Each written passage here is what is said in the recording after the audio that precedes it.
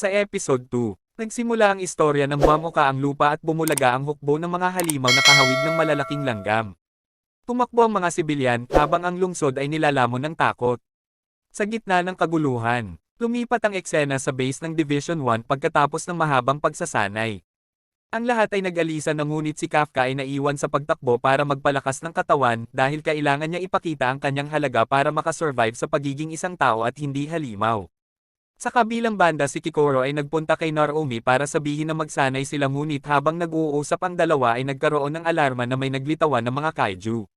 At nagmadali naghanda ang buong First Division. Nanguna si Captain Gen Naruomi. Sa bawat mabilis at eksaktong galaw tila ba isang bagyo ang kanyang lakas, isang tama lang, isang halimaw ang bumabagsak.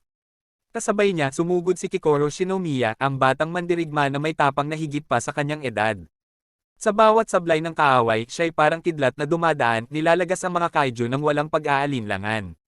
Ngunit sa isang tabi, nanatiling nakatingin si Kafka.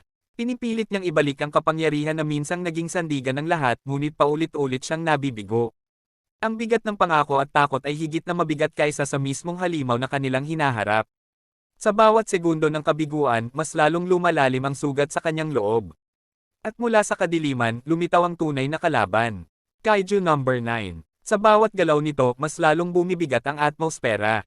Nagparami ito ng mga kopya tila hinahamon ang lakas at tiwala ng bawat sundalo. At sa mga mata nitong malamig nakita ang kahinaan ni Kafka, isang biktimang madali nitong lalamunan. Patuloy sa pagsablay si Kafka sa kanyang pag-transform at halos tatapusin na siya ng Kaiju number 9. Ngunit hindi nagpatinag ang unang dibisyon. Si Naruomi at Shinomiya ang pumuno sa puwang na iniwan ng takot. Magkasabay silang humarap sa Kaiju number 9 sa magkaibang lokasyon. Ngunit parang kahit nanalo sa labanan, nanatiling talunan si Kafka sa sarili niyang laban. Yan ang recap ng Kaiju number 8 dito lang sa Anime Kwento Hub.